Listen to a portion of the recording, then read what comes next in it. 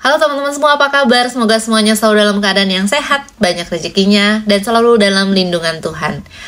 Atma Namaste, nama saya Ivani Chandra. Saya seorang practitioner beberapa metode penyembuhan secara fisik maupun secara mental ya. Oke, aku hari ini akan bahas tentang apa sih yang dimaksud dengan penyembuhan jarak jauh dan bagaimana cara bekerjanya. Jadi sebenarnya banyak yang mempertanyakan ketika ingin melakukan healing dengan seorang pakar metode penyembuhan tertentu yang metode penyembuhannya adalah metode penyembuhan jarak jauh. Tentu saja yang kita gunakan biasanya adalah metode penyembuhan dari sisi energi, seperti itu. Kenapa metode penyembuhan dari sisi energi ini mulai banyak juga dipelajari oleh banyak orang? Karena memang penyembuhan dengan cara energi atau penyembuhan jarak jauh ini, baik yang ada yang dari pranic healing yang aku pelajari, ada juga yang mungkin dari reiki, dari pakai alat singing bowl seperti itu ya. Dan terakhir ini aku mempelajari dengan menggunakan alat bantu pendulum. Nah sebenarnya semua metode penyembuhan itu adalah menggunakan vibrasi atau menggunakan energi. Dan mulai banyak dipelajari karena memang terbukti banyak sekali penyakit-penyakit yang sembuh dengan metode penyembuhan energi tersebut, baik yang dilakukan secara jarak jauh di tempat masing-masing, di tempat healernya sendiri dan juga di tempatnya pasiennya sendiri gitu ya, maupun yang berhadapan langsung dengan si pasien. Jadi healer berhadapan langsung dengan si pasien ini terbukti banyak sekali dicatat penyembuhan yang terjadi. Nah, tapi bagaimana sih caranya bekerjanya energi ini sehingga kok bisa sih dari jarak jauh? Kita langsung saja mulai.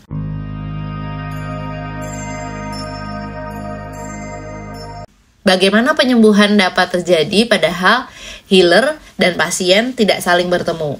Padahal healer di mana, di luar negeri bisa, pasiennya lagi di mana gitu ya. Jaraknya bisa sangat jauh. Tapi bagaimana nih proses penyembuhan ini bisa terjadi? Syukur puji Tuhan ternyata banyak sekali orang-orang yang mulai sadar, yang mulai aware bahwa hal itu sangat-sangat mungkin terjadi.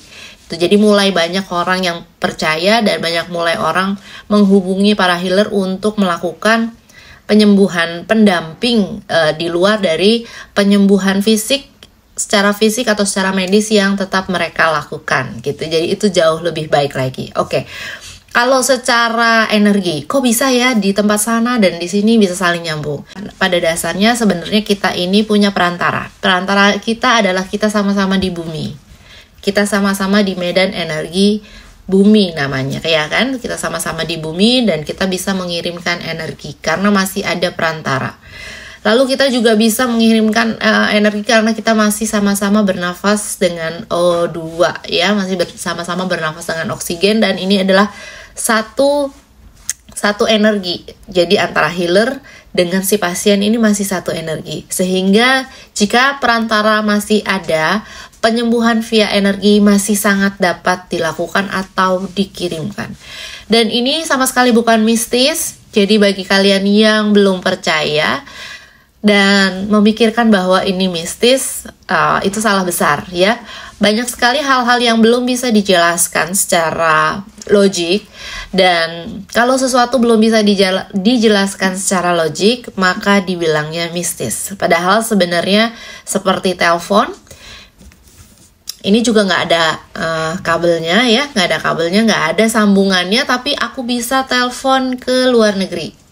Aku bisa telepon ke bawah, ke lantai bawah, ya ini ada di lantai 2, ke anakku, aku bisa telepon. Padahal kan nggak ada kabelnya, lalu bagaimana caranya bisa nyambung dan suara anakku bisa masuk di lewat telepon? Tetapi karena saat ini sudah bisa dijelaskan, maka orang-orang percaya. Adanya internet, orang-orang percaya. Adanya listrik, mulai dipercayai. Padahal pada waktu diciptakan pertama itu juga merupakan hal yang mistis. Maksudnya adalah hal yang tidak dapat dijelaskan sehingga sukar dipercaya. Seperti itu ya konsepnya. Maka dari itu metode penyembuhan sama juga. Energi ini sebenarnya selalu ada. Ada 3 peraih Nobel Prize secara fisika pada tahun 2022. Dia bernama Alain Aspect, John F. Clauser, Anton Zeilinger. Nanti teman-teman bisa cari di internet ya. Ketiga peraih Nobel Prize ini menyatakan bahwa mereka bertiga ini bereksperimen pada foton. Jadi dalam satu molekul atom itu terdiri dari foton, proton, dan neutron. Jadi yang lagi diambil eksperimennya adalah foton ya. Nah, mereka menjelaskan atau memelopori ilmu informasi kuantum di sini. Ketiga ilmuwan dari 3 negara yang berbeda tadi memenangi hadiah Nobel Fisika untuk karya yang berhasil menyingkap misteri tentang mekanika kuantum yang digambarkan oleh Albert Einstein, penemu sebelumnya, sebagai aksi seram dari kejauhan. Ya, aksi seram dari kejauhan. Nah, jadi sebenarnya dari dulu Albert Einstein sudah berusaha menjelaskan, tetapi belum ada yang benar-benar mungkin bisa mengungkapkan hal ini ke dunia luar gitu ya, sehingga masih dianggap sebagai hal yang mistis. Jadi kalau sekarang kita mengenal santet, kita mengenal voodoo gitu, kita mengenal dukun-dukun yang bisa menyembuhkan dari jarak jauh, ini mulai terungkap nih, mulai bisa dijelaskan secara logik, mulai bisa dijelaskan secara sains. Apa yang dilakukan oleh ketiga ilmuwan yang tadi saya sebutkan, jadi foton ini kalau dibelah lagi, jika satu foton mulai dibelah lagi, jadi ada foton A, foton B, tadinya dia berasal dari satu foton yang sama, satu tubuh yang sama, ini dibelah, ya. Lalu yang ini diberi energi, yang ini diapa-apain gitu ya. Yang foton A diapa-apain, maka foton B ikut terpengaruh. Jadi foton B ini masih seperti merasa punya di badannya gitu ya. Jadi foton B ini juga ikut berubah. Apapun yang dilakukan kepada foton A, maka foton B akan mengikuti. Hal inilah yang juga merupakan konsep dari healing, bahwa penyembuhan jarak jauh dapat dilakukan. Ini artinya bahwa setiap dari bagian tubuh kita yang terlepas, ketika kita memberikan sesuatu ke bagian tubuh yang lain, yang tadinya merupakan satu bagian dari anggota tubuh, maka yang lain akan mengikuti. Maka dari itu, seorang healer biasanya meminta foto. Buat apa sih sebenarnya? Karena ketika kita sudah memegang bagian tubuhnya, kita bisa melakukan healing dengan melakukan cara pengiriman obat, energi obat. Kita bisa cek sebenarnya obat yang diminum oleh pasien ini cocok apa enggak gitu ya.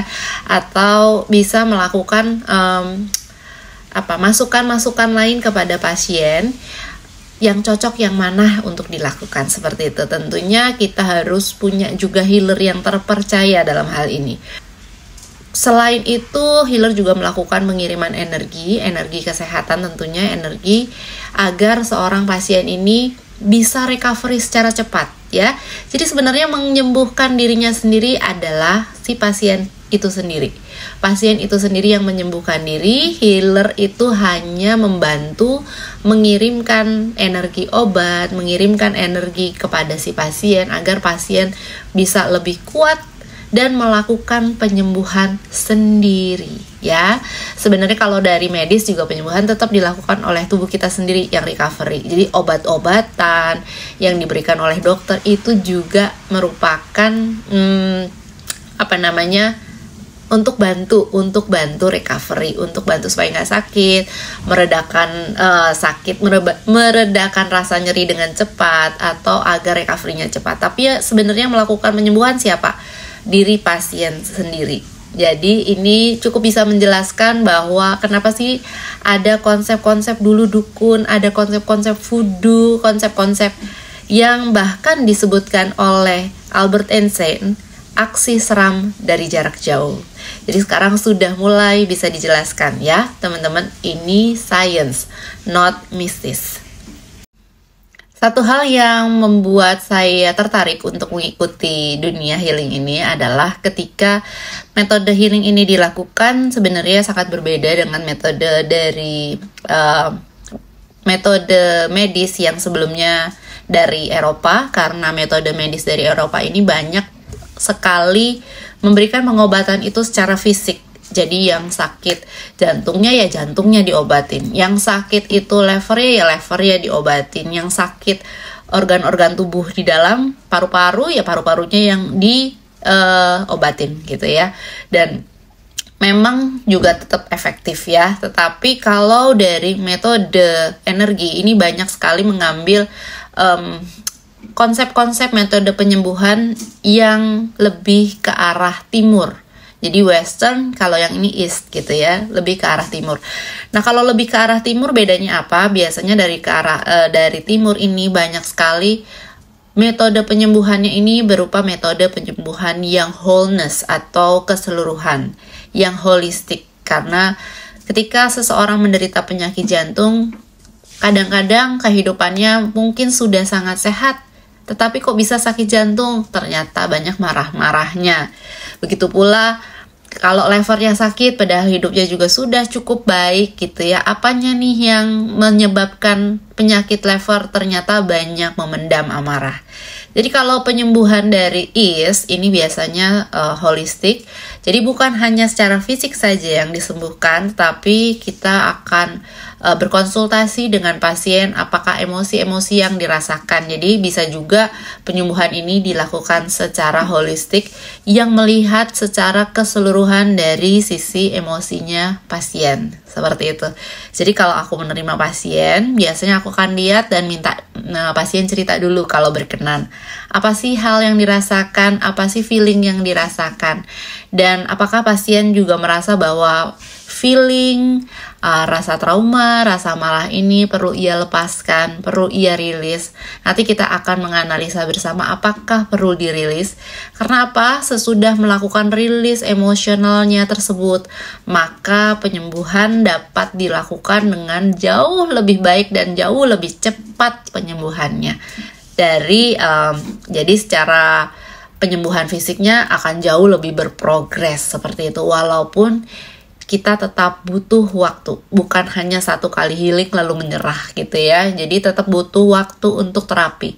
Toh untuk fisik juga perlu waktu, apalagi untuk metode penyembuhan yang secara holistik. Kapan kita mulai bisa menghubungi para healer? Jadi seperti apa? Jadi mulai bisa menghubungi para healer jika kita mengalami segala macam rasa nggak enak, rasa sakit ya. Jadi mulai dari rasa sakit secara psikis maupun rasa sakit yang secara fisik. Biasanya kita dihubungin oleh orang-orang yang sudah merasa bahwa tidak ada harapan di dalam dunia medis. Ini malahan kita diberikan PR yang sulit ya, PR yang mungkin dianggap lebih sulit. Dan habis itu ketika diberikan PR yang sulit malah diberikan waktu yang cukup singkat. Jadi maunya itu dalam 1-2 hari sudah kelihatan hasilnya. Kalau misalnya memang bukan tidak mungkin dalam 1 atau 2 kali terapi langsung kelihatan hasilnya, tetapi sebaiknya memberikan waktu untuk penyembuhan karena tubuh kita sendiri itu juga membutuhkan waktu untuk penyembuhan ya. Jadi jangan langsung juga merasa bahwa dari sisi penyembuhan jarak jauh atau penyembuhan alternatif ini, jangan saya sebut alternatif juga ya, lebih baik didampingi karena kita perlu juga diagnosa dokter itu seperti apa gitu. Nah, jadi setelah melakukan penyembuhan 1-2 kali ini sebaiknya tetap dilihat. Bagi saya boleh jamin bahwa 100% pasti akan ada bedanya secara energi. Tubuh energi kalian yang sudah mengalami proses penyembuhan atau healing ini pasti akan lebih baik. Namun dari sisi hasilnya memang kita harus melihat lagi. Pertama, butuh proses. Kedua, kita juga butuh untuk tubuh ini beradaptasi dan melakukan biasanya ada juga organ-organ tubuh yang terlanjur rusak sehingga memang butuh waktu yang lama sekali. Dan ini energinya sendiri juga butuh waktu untuk merecovery diri. Tetapi kalau dari sisi energi, saya bisa jamin bahwa pasti akan ada perubahan dari sisi energi. Dan dari sisi energi inilah yang justru penting untuk membantu proses penyembuhan fisiknya. Penyembuhan juga bisa dilakukan untuk orang, manusia, dan juga bisa untuk anabul atau hewan peliharaan. Nah, untuk manusia atau orang, untuk kita-kita semua nih ya, penyembuhan ini memerlukan juga kerjasama. Karena apa? Karena manusia ini punya pikirannya sendiri-sendiri. Ketika seseorang itu sudah punya pikiran bahwa memblok penerimaan energi, maka penyembuhan akan lebih sulit dilakukan. Kecuali orangnya nggak tahu sama sekali, itu malah lebih baik ya. Tapi kalau misalnya orangnya malah tahu, malah memblok, ini juga susah. Nah, kalau untuk anabul, sometimes malah lebih mudah. Kenapa? Karena anabul ini kan nggak punya pikiran ya, nggak mikir ke sana gitu ya. Kita healing ya healing aja, sehingga penyembuhan malah lebih cepat terjadi. Seperti itu. Dan kalau misalnya penyembuhan manusia karena punya pikiran tadi, inilah kalau bisa kita saling kerjasama. Memiliki pikiran positif itu sudah merupakan suatu keharusan. Memiliki rasa optimis juga mau mencoba setidaknya itu adalah suatu hal yang suatu nilai positif atau suatu poin plus dalam proses penyembuhan dari sisi energi. Oke. Jadi seperti yang tadi saya jelaskan bahwa metode penyembuhan dari jarak jauh sangat-sangat mungkin untuk dilakukan. Demikian video hari ini, saya menjelaskan tentang bagaimana sih cara metode penyembuhan energi ini berlangsung, bagaimana sih cara kenapa metode penyembuhan dari jarak jauh bisa dilakukan dan bisa tetap sama-sama efektifnya, dan bedanya apa dengan penyembuhan secara medis, seperti itu. Jadi tidak ada mistis-mistisan dan ini semua dapat dijelaskan karena ini adalah sains. Mekanika kuantum. Kalau teman-teman mau lebih mendalami lagi belajarlah tentang mekanika kuantum, bahwa memang metode penyembuhan secara energi dapat sangat efektif dan bisa dilakukan. Oke, demikian video hari ini. Terima kasih udah lihat video ini. Kalau teman-teman membutuhkan penyembuhan, bisa menghubungi kami. Thank you very much. I love you all. Atma. Namaste.